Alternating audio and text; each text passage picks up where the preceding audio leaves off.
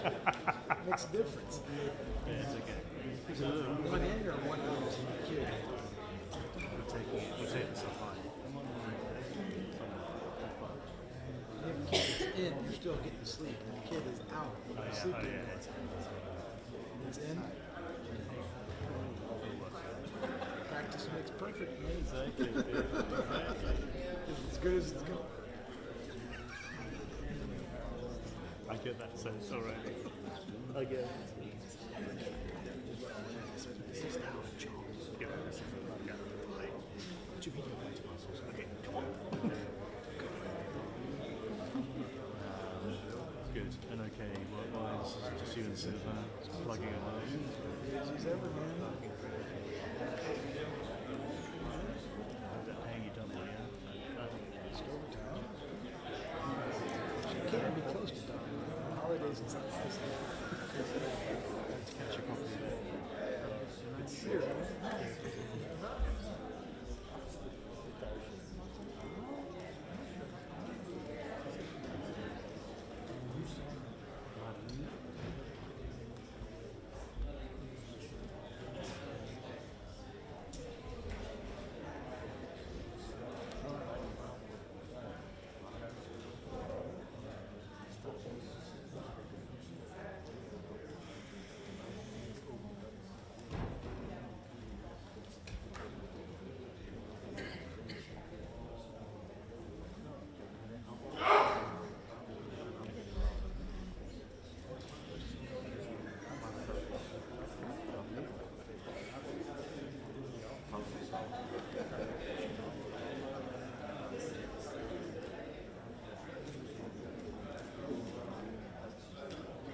Efendim Tayfun abi?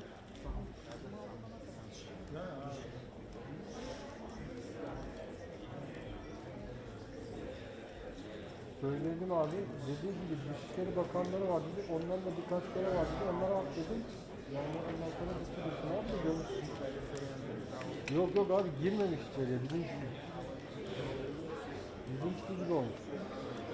Aynen öyle olmuş abi. Tayfun abinin söylediği. Yani onların yerine onlar oturmuş, ondan dolayı öyle bir şey olmuş. Onlar da gönderecekti, bir kare vardı zaten, onlar da gönderecekti. Tamam abi.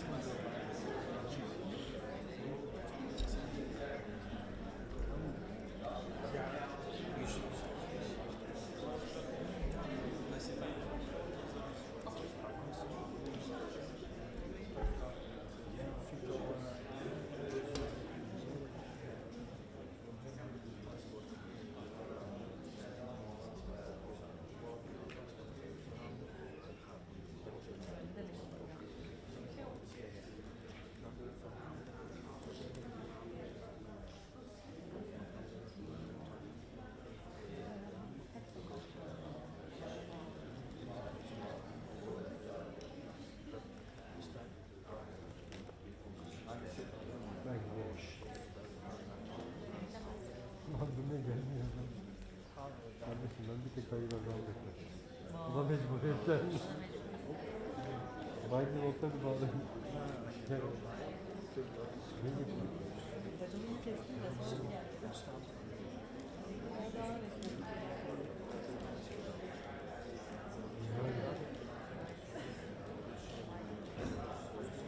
Biden seçimde biliyorsun değil mi? Ama biraz sıkıntı var. Ama oraya yani akreditasyonu mu var? Sen getirdin. Bu da mı? Hiç memnun değil misin? Diğer görmek istiyorum. Ya sen de biliyor musun? Ama sorun iptal olmuyor.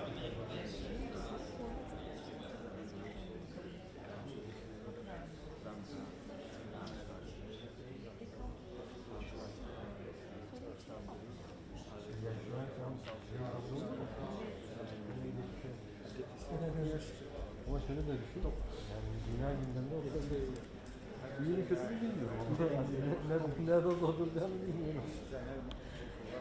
Belli olmuyor çünkü o.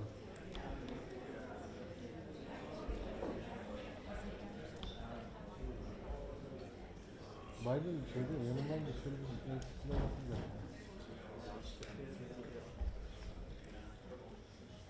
Geçen de şeye gittim ben. Şu en son kayıtlardan şeye gitti ya, hayatlı beyaz sarayı. Trump. Oraya bir takip ettim. Bayağı sarayda canım çıkıyor. Şeyi, o geldi aklıma da, orada da Hilal Kaplan soru sormuştu. Bütün dünya gündem olursa değil mi? O Olay diyorsun. Aman Allah. aman abi. Ben oturmuyorum da ya. Gazeteci misin? Kime çalışıyorsun?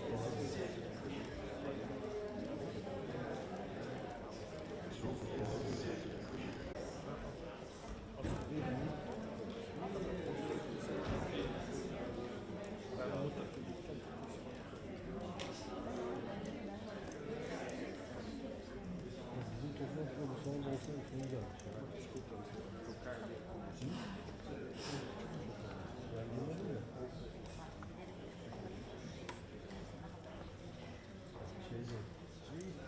Soru sorabilir miyim? Ama reisliğim derdin mi? Şey ya, reisliğim bir soru sorabilir miyim?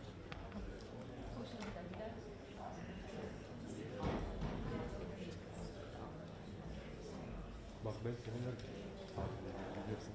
Ben benim Lan sen bilerek kesin bir laf atat. Sadece ben laf attım çok zorda. Bir merhaba der onlara ya. Onların şurada bir dikkat edici. Kırmızı falan böyle giyindiği zaman gözü takılırsa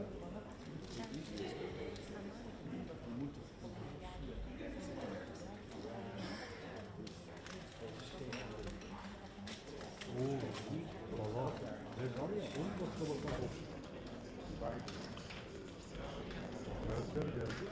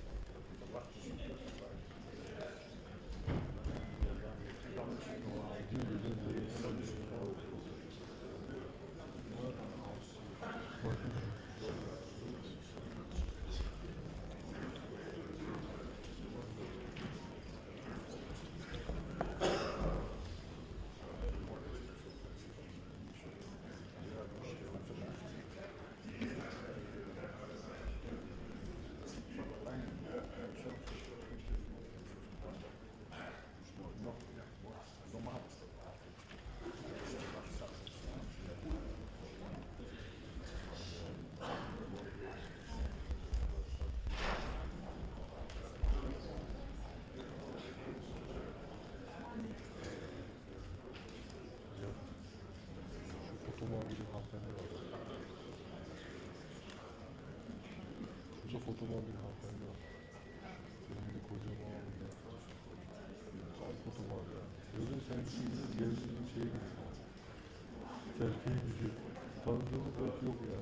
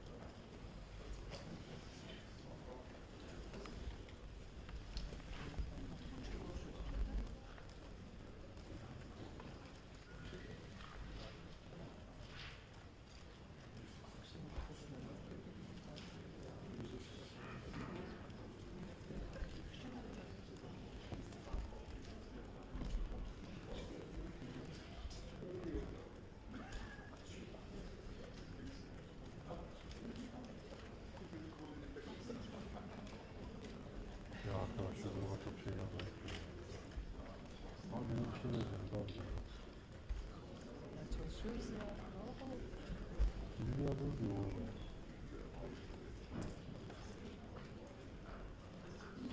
Böyle Stoltenberg çekmeye geldi sağ olsun.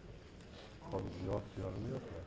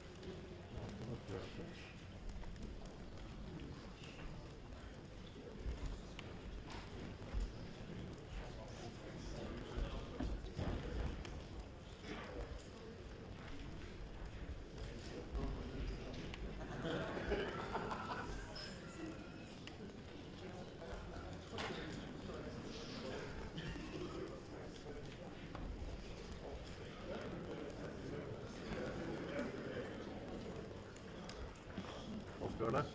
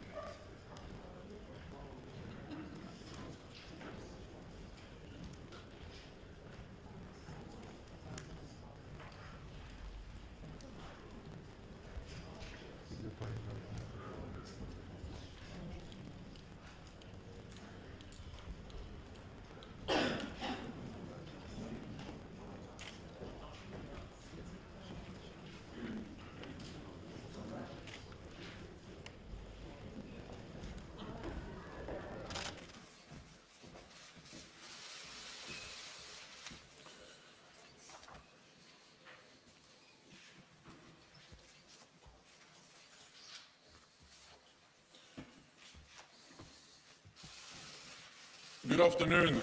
We have just finished an extraordinary summit of NATO leaders to address the biggest threat to our security in a generation, President Putin's war against Ukraine. The people of Ukraine are resisting with courage and determination, fighting for their freedom and for their future. We stand with them.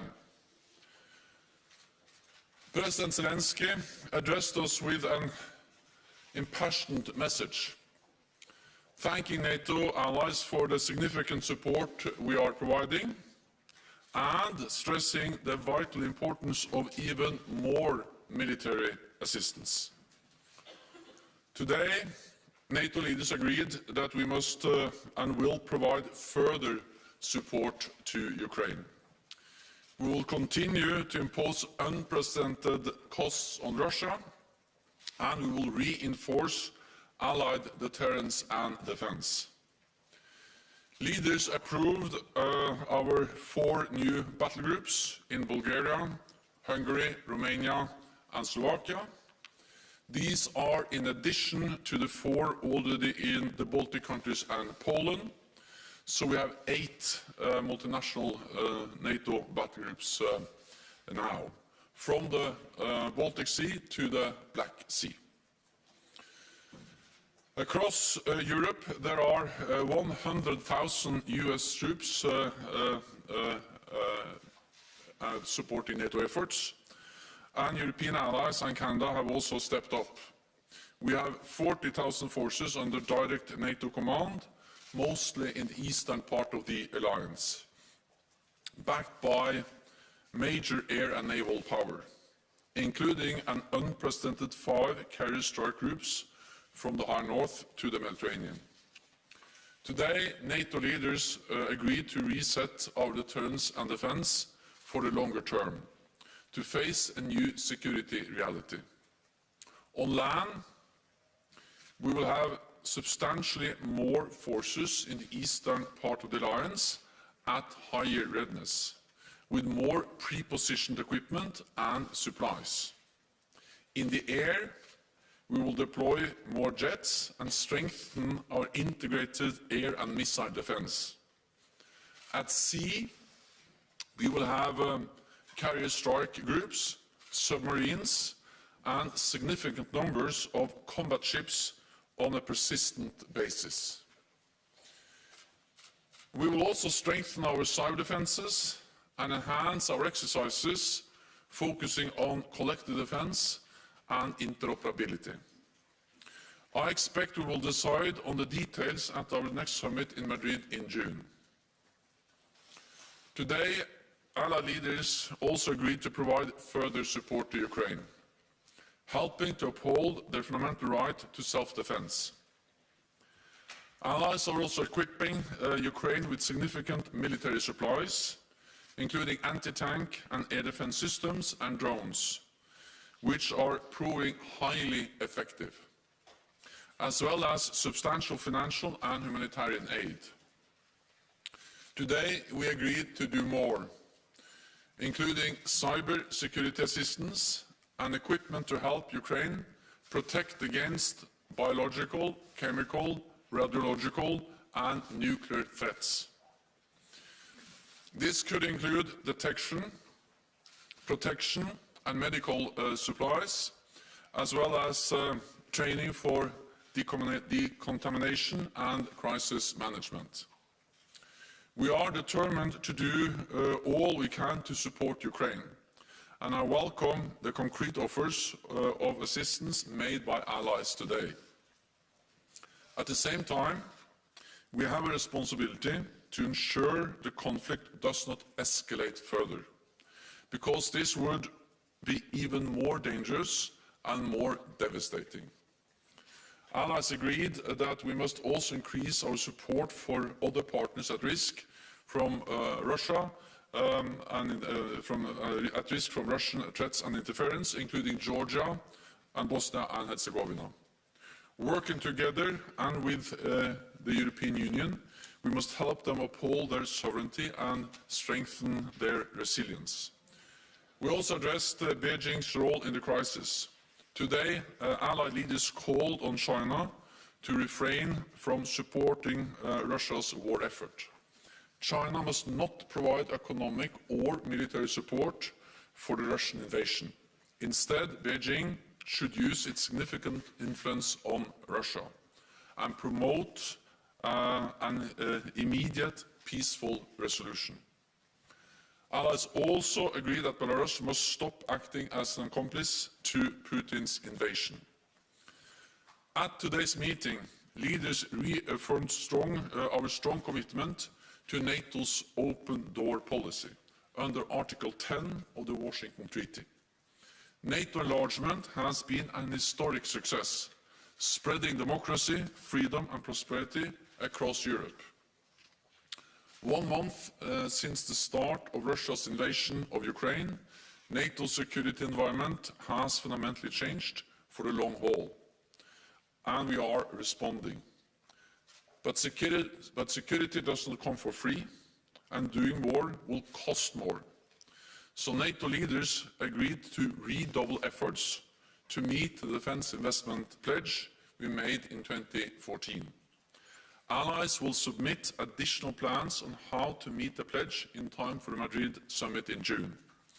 And I welcome that a number of allies today announced plans for significant increases in defense spending. At this dangerous time, transatlantic unity and solidarity are vital. Europe and North America are standing and will continue to stand strong together in NATO. And with that, I'm ready to take your questions. Okay, CNN. Hi, Mr. Secretary General. Thank you. President Zelensky, in his address to NATO, accused Russia of deploying phosphorus munitions. I'm wondering whether NATO has seen evidence of that and what your response is or would be. And then I'm wondering, did you discuss during this meeting a permanent basing of forces in any of these countries, such as the Baltics, and abandoning the NATO-Russia Founding Act? So we are resetting NATO's deterrence and defense for the long term, with more troops, with more air assets and more maritime capabilities.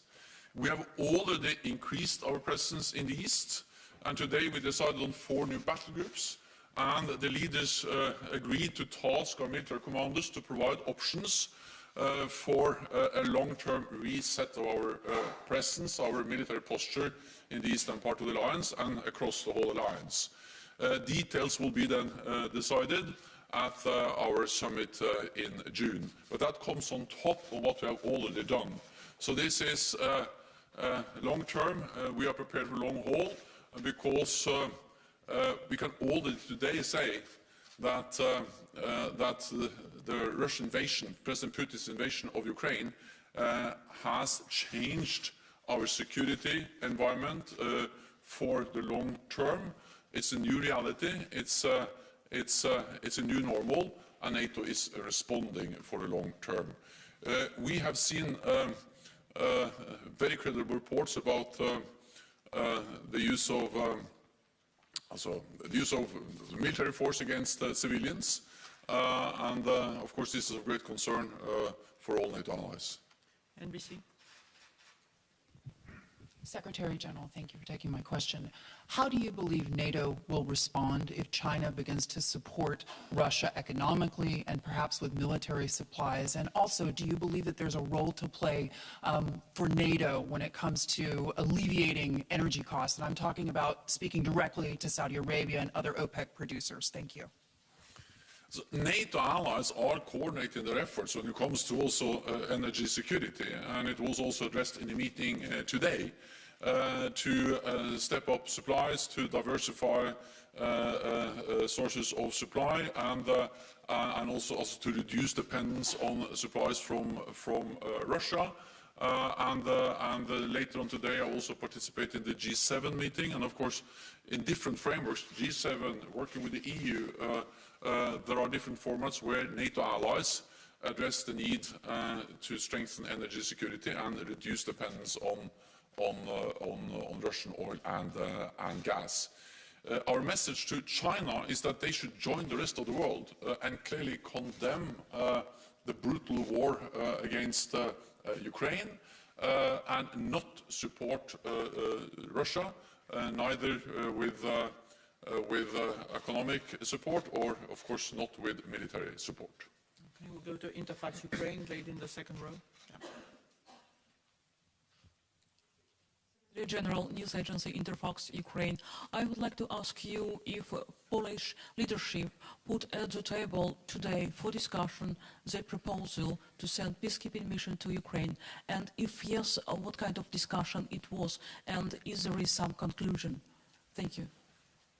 Also, we discussed a wide range of issues, and the message is that we have to stand united, and also that we need to provide support to Ukraine, but at the same time, we have a responsibility to ensure that this conflict do not become a full-fledged war between NATO and Russia.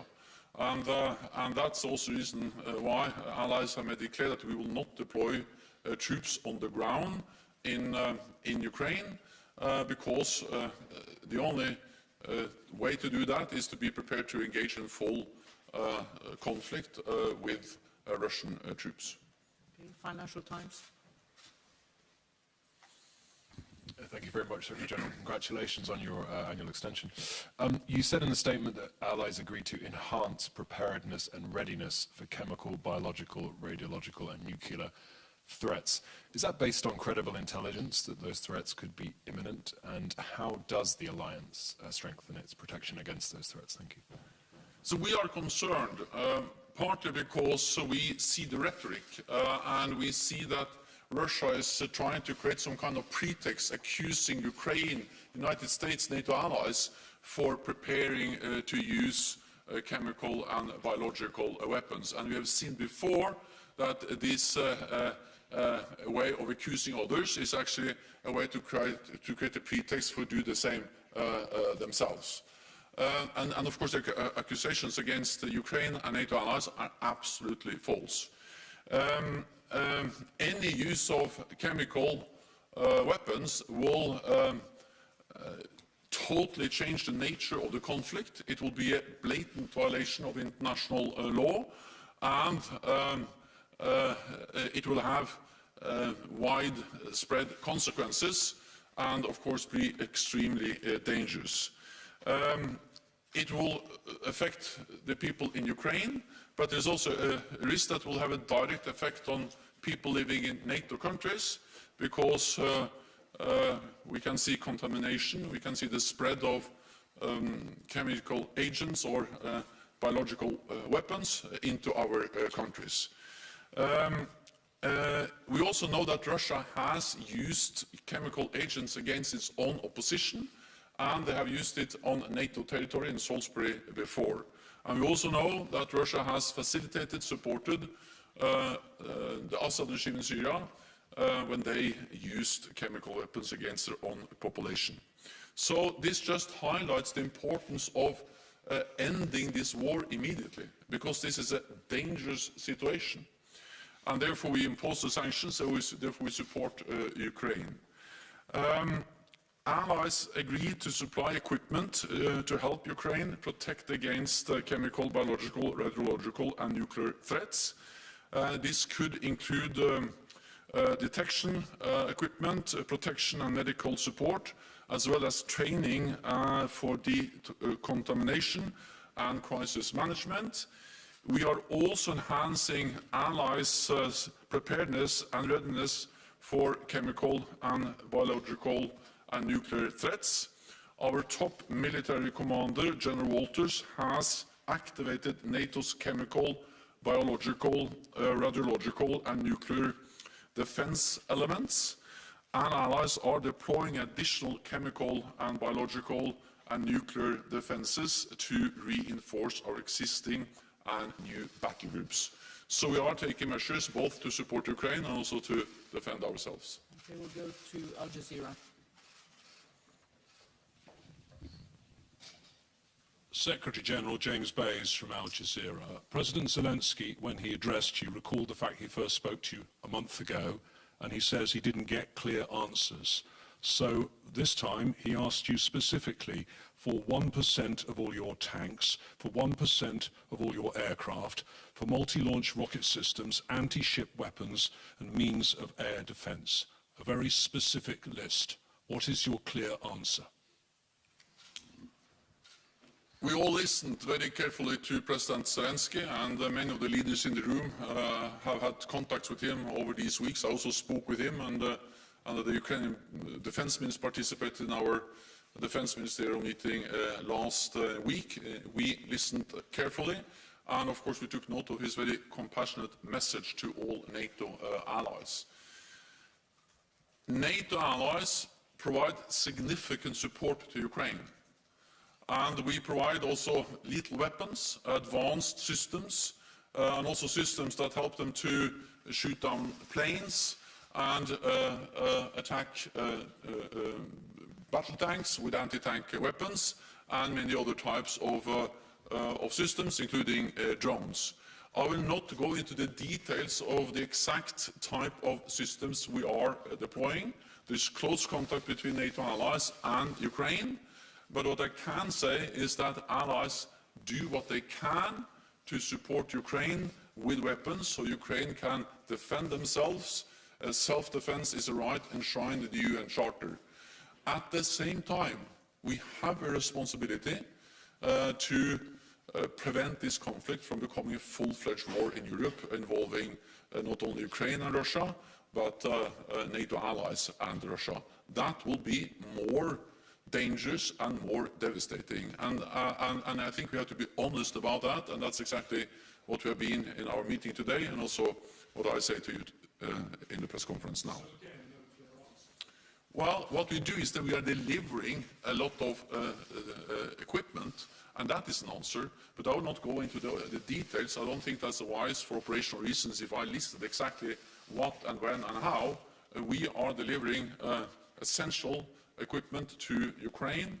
NATO allies have stepped up, and it's essential for the progress they have been able to make in the fight against the invading Russian forces. Thank you very much, colleagues. I know there are many questions. I'm afraid the Secretary General needs to go to the G7 meeting, but there will be other briefings throughout the day. Thank you so much. Thank you.